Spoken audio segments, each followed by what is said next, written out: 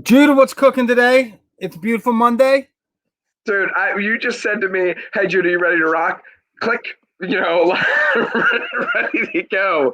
I know. Oh man, I was born ready though. So this is great. Hey, dude, I gotta tell you, man, I was just looking over these slides, and I am super pumped about what we're going over today. And I just gotta tell you, man, I am really excited to be partnering on this journey with you, Josh. I think you're doing an awesome job keeping us organized, coming up with ideas, and really doing a lot of the back end stuff.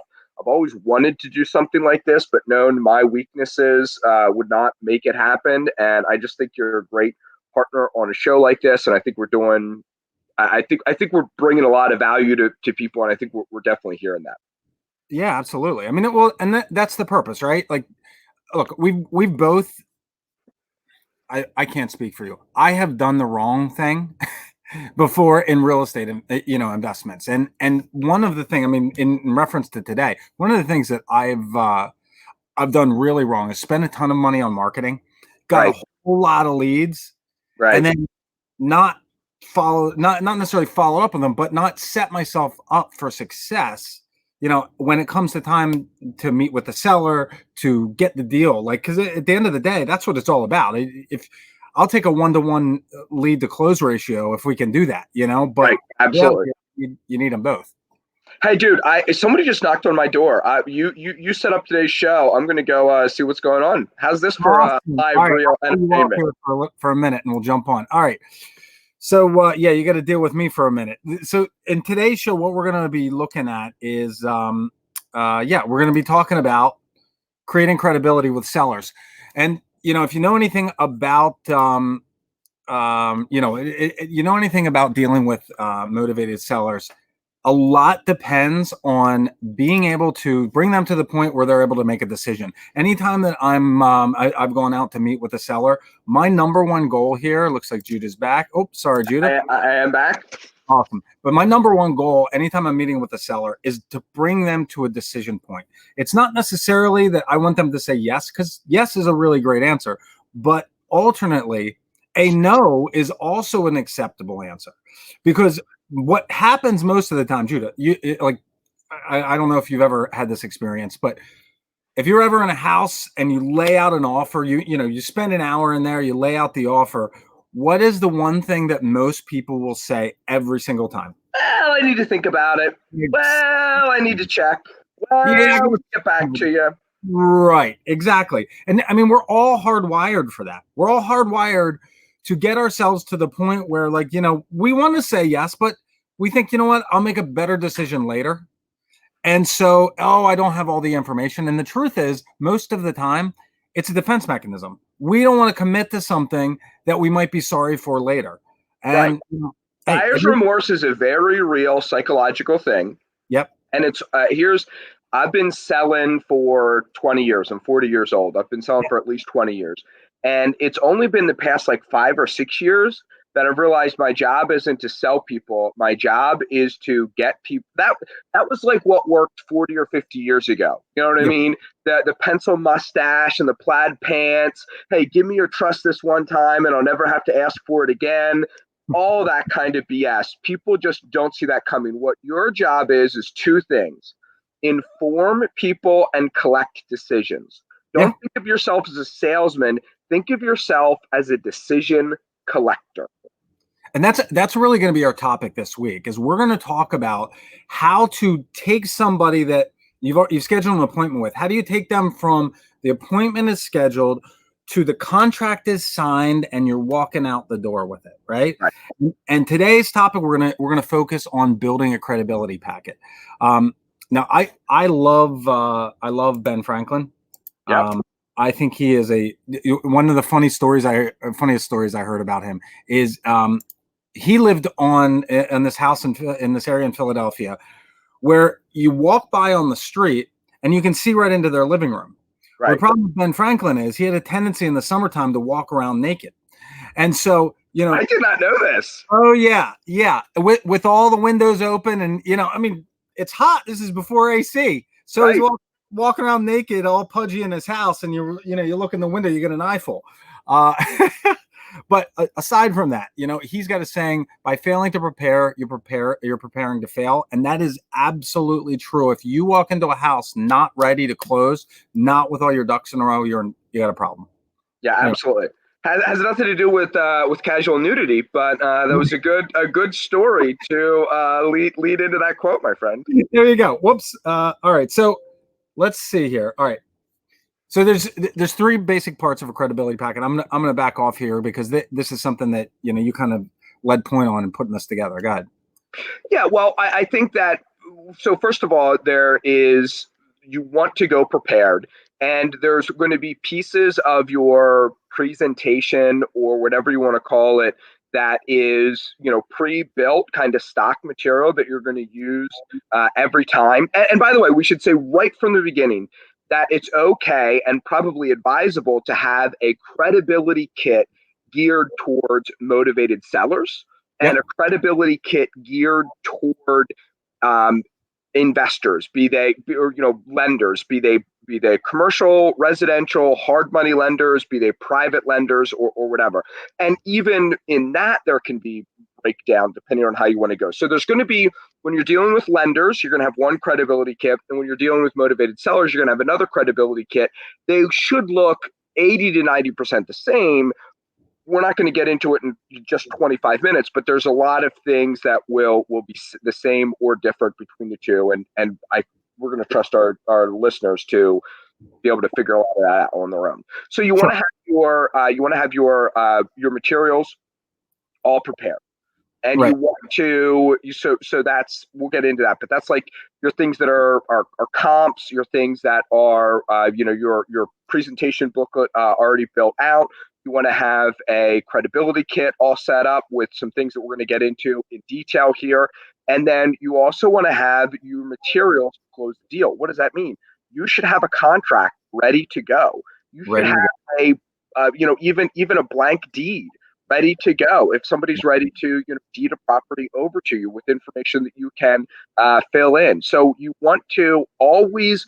I've never done one of these, but I've heard stories of people like on their way to the airport, the phone rings, and they go get a deal under contract right away from the motivated seller. You want that in your car at all times so Yeah. that you can, on a hair's trigger, be ready to go do a deal. But you also want to, when you can, have some forethought into it. I'm always ready to go at any time. I speak 2 to 3 to 5 times a month. I'm speaking in front of a room. And I have the flyers that I put out in the back of the room for Red Rabbit Insurance, for the conference that Real Estate Hackers is putting on right now, for my property management company and other things like that. You've got to be ready at all times. Josh, you are always ready to take a loan application, right? Absolutely. And the nice thing about the internet is that right here, I got my phone. You need a loan application? Let's fill it out together. You can Right, do it immediately. right. So yeah, I mean, a lot of this information is easily accessible, but being prepared, and I mean, let's go to the next slide because this is a big part. Like preparing to walk in that house. This is the stuff that you should be doing for each property that you're ready to walk into. And yeah, you can go online and pull it up. But a lot of these things, they're like weapons or they're like tools in your bag, right? You're not always going to use all of them all the time. In fact, some of them you might never use or very, very sparingly, but you want to be prepared. So like the first thing is all of the comparables with photos. I can't tell you how many times I've walked into a house, I go through my presentation and the seller's like, hey, what about, Bob's house right down the street? You're offering me $100,000 for this place, and that just sold for $350,000. Well, guess what? I've got the comp for Bob's house. And it just so happens that Bob's house is 1,500 square foot bigger. Every square inch of that place is meticulous and brand new. They got a jacuzzi tub and gold lace tiles. And you know what I mean? Like it's a totally different property. It doesn't even count. But if you Right. can't pull that out, what you're saying is, that house 5 houses down, that's not a comp. Well, that doesn't work unless you can prove it. And it's like, that's one of the things. Yeah. Let me just say something here. So when you're going on one of these appointments to get the property under agreement, there's a lot of good training on how to position yourself and how to couch yourself and what you should be preparing and taking along with you that realtors call a listing appointment. So us real estate investors are a much smaller segment of the population, right? And realtors are a much bigger section of the population. There's a lot of training out there for realtors how to win listing appointments. It's not the same thing, but it rhymes with getting a property under agreement. And if you can figure out what's similar about that and what a realtor is going to take on a listing appointment and how to figure out comps and where to get them and stuff like that, that should be valuable information to you. You'll have to do some homework. I mean, we can't get into all this here, but that's another just tip for people to look at. Yep. Okay, so that's the first part. In addition to that, you're going to bring in what I call the lowest of the low comps, right? These are the things. This is what you're going to share with the seller. This is not a manipulation. It's not a lie, because we've got all of the information, but we want to frame our conversation, right? So in order to frame that conversation, we're going to bring those lower comps that are going to be the cash sales and as is sales that are really going to be the target that we're looking for when we're presenting the offer. Yeah, go ahead. I was just going to say, and not everyone's going to believe those comps. That's why the best you're going to do is 3 out of 10.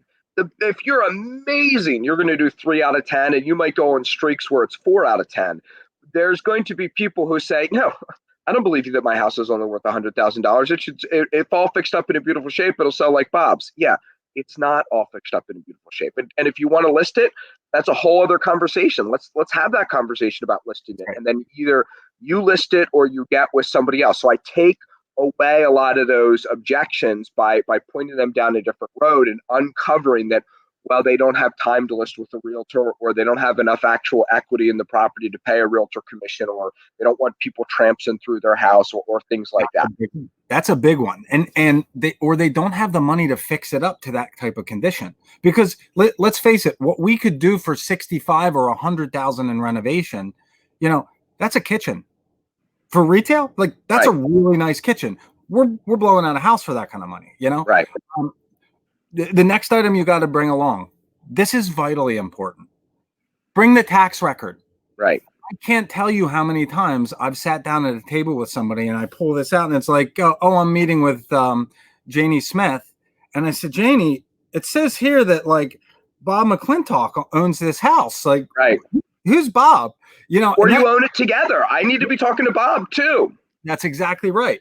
So you got to have some insight there. And if hey, look, most of the time it's pretty straightforward, but there are those times when like it leads down a road where, oh, he was my great uncle and he left the house to my mom and my mom deeded it to me. Well, or she left it to me when she died. Guess what? That's 2 estates. Right. You got to know that going in to give a realistic presentation in the conversation. Completed sales contract. All right. You don't want to slow down a yes. Correct. Give people time to think about this. Where you want to have that sales contract completely filled out, everything done, signed. The only blank part of it is sales price. So you've got all the information in there. You go in and you're ready to go. 2 copies of the contract ready to roll. And then the last thing is a rehab calculation sheet.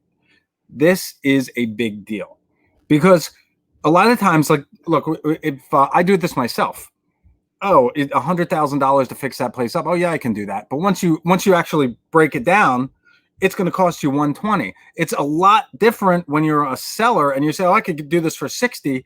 And the investor's saying, oh, it's going to cost me 120. They're going, no way. Well, when you pull out that sheet, all of a sudden you're saying, well, the kitchen's going to cost me $8,000. Can you do the kitchen for $8,000? No. Okay. Can you do this? Can you do this? By the time you get to the end of it, they're realizing they're buying into what you're telling them. Right. So that's you're justifying your price. That's right. Exactly. Now we get into the presentation booklet. This is the kind of thing that's standard across the board, right? Right. Absolutely. And this is very much going to be the same. And I my buddy, Mr. Moore, Robert Moore, Anthony Moore, excuse me, just posted on Facebook that he's been having some great success with this because I did some training with him back in the fall on how to build a credibility kit. I built out a credibility kit and I got a hard money lender to give me a $400,000 revolving line of credit when I was very, very inexperienced in the business. And it was because I put together a solid credibility kit. The investor knew that I wasn't as experienced as what a lot of other people that came before him was, but I looked professional. He could tell, geez, if he's putting this much time, effort, and energy into a credibility kit, he's obviously going to be doing other things right. So the first thing is you want to have a good cover page on there, and you want it to be simple and clear. Remember, you know, people are going to be looking here for this to be your business profile page. Don't call it a credibility kit. I see that mistake so much, because if you call it a credibility kit, the instant thing people are thinking about is, oh, why does this guy need to build credibility? So Right. there's a bunch of other things you could call it other than a business profile page, and I have 10 or 15 different examples of what you could call it, but you want it to be simple. And then you Yep. want to have your personal information. Personalize your business. Be real with people. Remember, you know, you are the average of the people that you hang around with. Well, and more than that, even I don't know if there's a book I read a couple years ago. It's called it's like Close Anybody. Oh, jeez. Now I'm not. This is going to drive me nuts. I'll find it before we get off here. But one of the points this guy makes is like, when you're introducing yourself, don't tell them everything. You can give a bullet point. Yeah, I went to University of Maryland, graduated with a degree in such and such.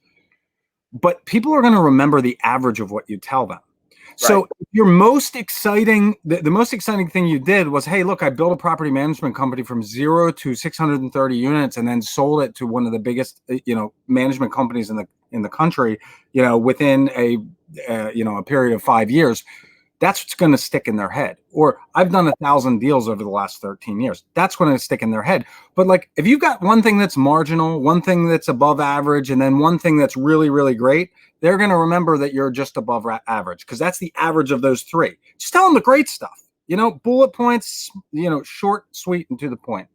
Yeah, absolutely. So I think that that's really an important thing to remember, and it's one thing that I really struggle with is oversharing. I was just talking with a business mentor of mine this morning, working on a pitch for some different things that I'm looking to bring to the marketplace. And he said, Judah, what's your unique selling proposition? And I spoke for 3.5 minutes. And he said, Judah, there was only two parts of that I liked. There was only two parts of it that resonated with me. Yep. So, yes, I know I talk way too much. So listen, you're not going to be perfect at this. You're not going to be good, but you can refine and hone in this presentation booklet to the point that it is really good. Next thing is case studies. It's okay to have these be straw men. It's okay to have these be, general. It's okay to use 123 Main Street. It's okay to talk about what your average deal would look like if you were doing deals, as long as you don't say, this is a deal that I did do. Say, this is the type of situation that we would be looking to do here. You also want to do a cross section of situations that you target. So if you want to talk about every type of motivated seller.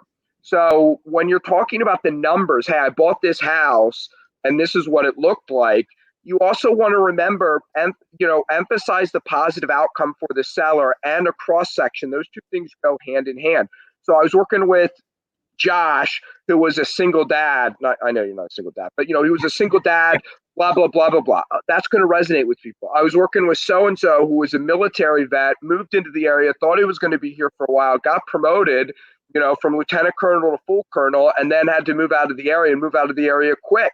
Right. And so you want to and focus on what I was able to do for them is I was able to be the last person walking through that house. I was able to be we were able to close very quickly. We were able to agree on a fair price and then settle without doing a bunch of appraisals or without having to do, worrying about bank financing falling through or hosting open houses or the property being listed on the MLS and their business being shared with everybody. These are all positive outcomes that won't resonate with every seller, but will resonate with the average motivated seller. If you list a cross section of positive outcomes, 2 or 3 of them are going to ring their bells.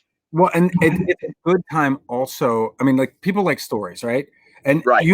by the time you're going through this presentation booklet, you've already gotten some information about them, why they're selling, who's involved in the transaction, what their real motivation is.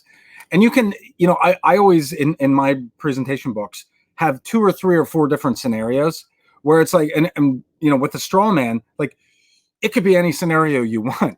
Right. It's like, oh, like you're saying, Tom and his wife, they just moved into the area, and then he got transported across the country because to a different military base, and like they had to scramble and move. And here's how I helped them accomplish the same thing that you're trying to accomplish.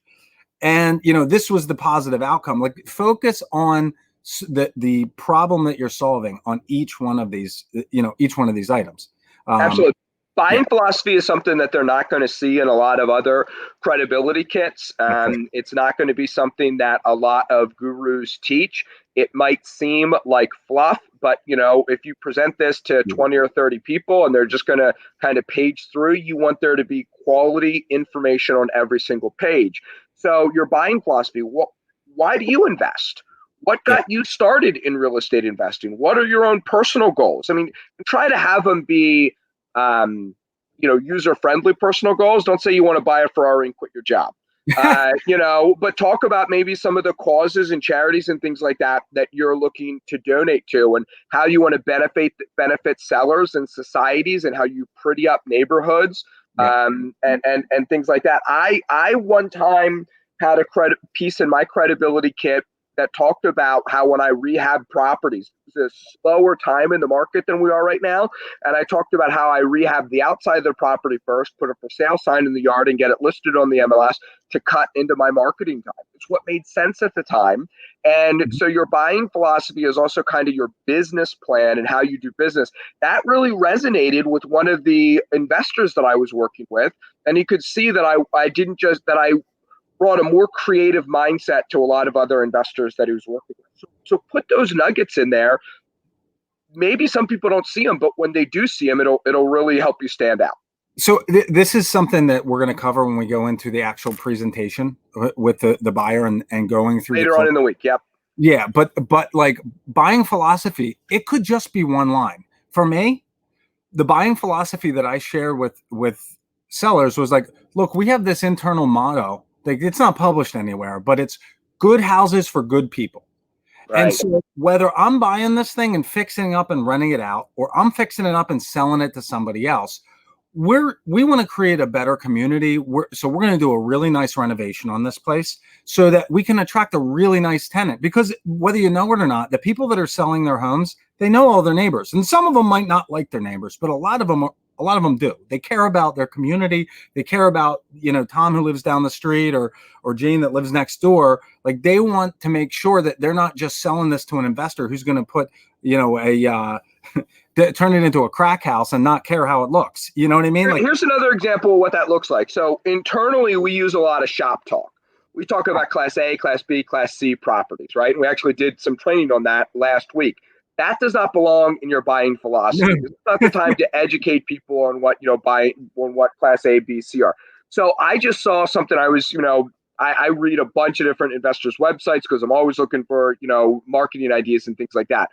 But the term that I've been seeing a lot recently for like C quality properties is workforce housing.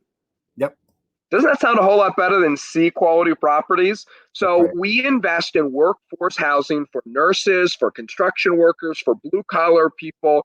We want those solid jobs in the area, be they for be they for investor, or be they for people who are going to rent that property out, or people who are going to sell this property to. But this is a great salt of the earth working class neighborhood, and that's what we're looking to do. That's exactly right. That's exactly right. So the testimonials, these are very much like the case studies, right? Right. The case One study, focuses on the numbers and right. touches on the people. The other one focuses on the people, touches on the numbers. And that's what people really care about. Like, right. This is important to make sure that you have a cross section of different demographics. If look, people like to identify with people that look and act like they do, right? Yep. So you want a very diverse, you want men and women, all kinds of social and economic areas, all kinds of racial demographics, everybody. Because look, you don't just buy people from, buy houses from people that look or act like you. We buy from everybody. You know what I mean? And so you want to make sure that it's a very inclusive presentation and has that as part of it. Absolutely. So, frequently asked questions. This is your turn to plant questions Yeah, in the seller's mind and then also answer them. that's right. So this I've heard frequently asked questions should maybe be called should ask questions. So hey Josh, if you want to do business with Slate House Group Property Management, one of the things you might want to know is that we actually manage 4,000 units across 4 states. Another one of the things that you might want to know is if you guys are such a big company, do you feel like a small company? Yeah, we actually, in the midst of this pandemic, have collected 99% of the rent we otherwise would have expected to. You can't do that without feeling like a customer facing company that is very approachable to people and has great relationships. So we act like a big company, feel like a small company. So I know people worry about my size at Slate House Group and think that we're too big for our britches. So I specifically plant that question and then specifically answer it. So talk about, what do your neighbors think about? Well, actually, funny you should ask. Sally here said she was super happy that I, rehabbed the property beside her. Why would somebody use you instead of traditionally listing with the realtor? Well, Bob here said that he was super happy that, we were able to do it without, closing costs or without, realtor commissions and things like that. You can Google what should be frequently asked questions in credibility kit. There's 1,000 different things out there, but it's definitely something that you want to include in there. This is also the time to bring up these questions. Look, you ask somebody, you have any questions? They probably do, Right. And if they don't say anything, start reading the frequently asked questions. Start Right. the conversation. Get some back and forth, because most of the time, if somebody's sitting there with their mouth shut, they're probably not ready to sign a contract. You don't want to get to the point where you're closing if they're not, they don't feel comfortable enough with you to ask the questions that are on their mind. Absolutely. Yeah. And then it should lead to a clear conclusion. Your last page should let people know that we would be delighted to make you an offer on your house. We would be delighted to do business with you.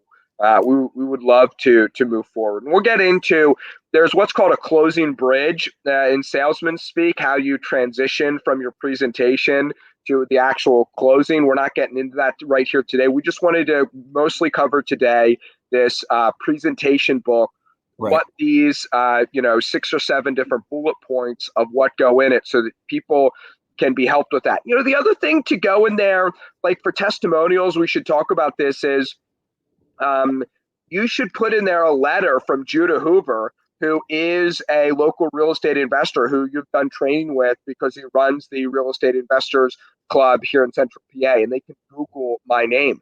You should put in there a pre-approval letter from Hard Money Bankers of Central PA from Josh, so that they see, I do have funds, even if you're just going to be a cash buyer. I have funds. I have my own funds. I also have my Uncle Marty's funds, and I also have this pre-approval letter here from Josh. There's no way if we get this property under contract, I'm not going to close on it. The other thing that I have wholesalers that contact me all the time that they'll go into a property with a pre-approval letter for that specific property, because we can underwrite so quickly. Right. You send us a property, we can get back to you with a pre-approval letter, and they can walk in with that pre-approval letter with the property address on it, sit down and make the offer and put that in their their credibility kit. It's really helpful. Yeah. All right. So then now materials to close. I find that staging the conversation is really important, right? So I always, this is golden, and this is what having a good realtor who can and will help you is very, very valuable. That's right. That's right. So a lot of people don't really understand the sales process, especially if they're a motivated seller. It's often true that maybe they've sold a house once or twice, but I mean, even really experienced people who have had several houses, what are they, five, six houses in their life? I Right. mean, most people, you're talking one or two homes ever. So make sure that you emphasize some key concepts, right? The list to sale ratio. Even in the best of times, people usually get a discount, right? What that means is the properties, and you can pull up these average numbers. So Mhm. properties list for 100 and then they sell for 95. That's a list to sale ratio of a 5% discount, That's or a right. 95% list to sale ratio. And you can track that by zip code. You can track that by price point. You can track that by, properties with certain, bedrooms. So you can say, hey, in Lancaster County, the list to sale ratio is a 5% discount, but properties with 4 bedrooms is a 7% discount, or maybe properties with 4 bedrooms is a 3% discount. So you don't necessarily want to highlight that. So you That's want right. to know, what is the list to sale ratio for this specific property, and what's the list to sale ratio for the market in general, be it the West Hempfield township, be it the Hempfield school district, be it Lancaster County. Do enough research to come up with numbers that support your case. Same with days on market. DOM is days on market. How many days was there from the day it listed, not until it went under contract, but until it actually closed? Yeah. That's an important number And to know as well. exactly. And so like you've got to explain these terms to the people. Like days on market actually means from the day it's listed to the day it goes under contract. That's not even when they get their cash. So like, oh, it's a 30-day days on market. Well, there's another 45 days there before you get your money. Right. And that could fall out. And we got to get back on the market and all the other things that can go in there. All the time you're building your credibility, and you're building a reason to sell with you, where you say, hey, we're Days going to, on market doesn't include time that it's under contract. no, it's the days listed. So like the So once days. it goes pending, the DOM clock stops. That's right. Exactly. That's why if you see on if you ever look at the Yeah, MLS. yeah, yeah, yeah. That's why you see 2 or 3 days on market. Yeah, you're right. You're right. You're right. I'm gonna Exactly. drink. By the way, my delivery today was my Black Rifle Coffee delivery. There So you they're go. not a sponsor of the show yet. So I just you're right. That's one of those things that I knew that I forgot that I knew, and I will be brewing some Black Rifle Coffee later and drinking some for my brain in full view. And right now is a great time if you're going into a house to include projections and articles about what's going to happen next, because we're in a time of flux and uncertainty. And when you see an article that says, hey, look, right now, year over year sales are down 45%, Right. big flag. It's a big red flag. we Right. we need to include that. We need to include that in the conversation. um all right. So why do they look for a cash buyer? Most of the time, it's because they want simplicity. They don't want a Right. million people going through the house. They want to get in and out quickly. So explain your process and make it simple. Hey, it's a 4-step process, And even have an info chart. You know what I mean? Go on Exactly. Fiverr, say, hey, I need these bullet points put into an info chart, or Google info chart, and get 80 different examples and upload those into Fiverr and say, hey, do something that's like this for me, that isn't ripping everybody else off, but have a simple boom, boom, boom process for what it looks like for them, not for you. They don't care about you. They Yeah, care about from the time you're sitting down talking to them until the time you close and they get their check. That's the infographic that they need. that's right. We already talked about a signed completed contract. And then like the last two items, the first one are a list of rebuttals. If you have not if you don't write down why you don't get the contract and think of what you're going to say later, I mean, like this is the kind of thing that you can accrue over time, ask other people who have been in the situation.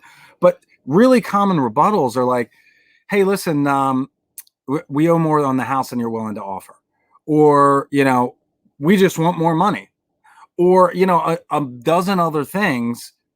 If you don't have a easy, quick response to that, that just shuts down the conversation it's a deal killer. You know, we're Yeah, done. absolutely.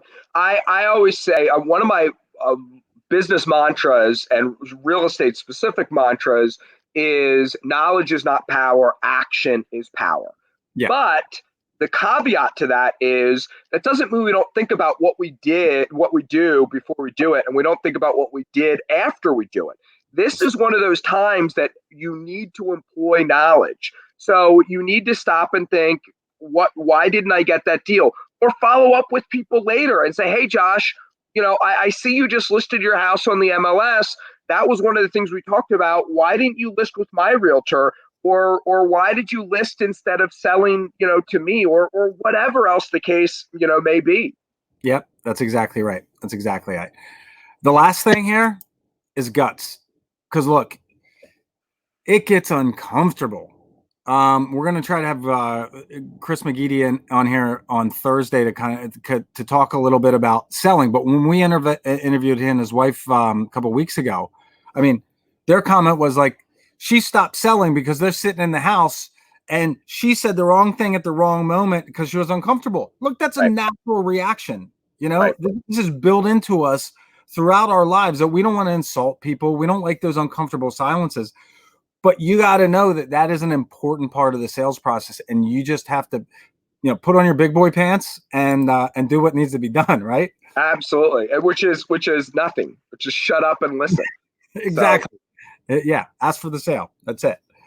Yeah. I mean, that's it. That's your credibility packet. That's what you got to bring to the table when it's time to close. Tomorrow we'll go into, I think probably setting up the getting ready for the appointment and setting up the presentation. Wednesday we can jump into the presentation, and then we'll have Chris on Thursday if he's available. Yeah, I love it, man. This is such great stuff. And again, dude, we with very little banter intermixed there, covered so much content in That's right. 35 minutes, and I hope that people got some really great value out of it. If anybody has any topics, right now we're talking about what goes in a credibility kit and getting a seller to sign a contract.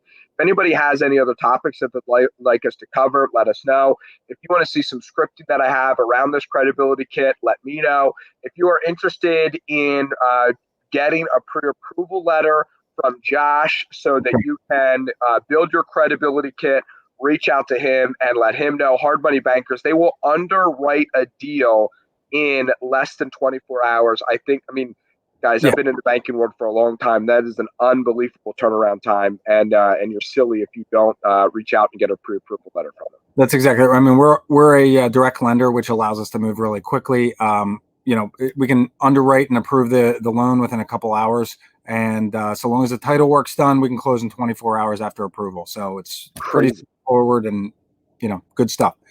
So, yeah, I mean, I was actually thinking maybe next week we can get into financing deals. I mean, everything from, raising private capital to, what's the best way to leverage cash that you might have. We can do some hard money stuff and get into, bank financing for residential and commercial, perhaps.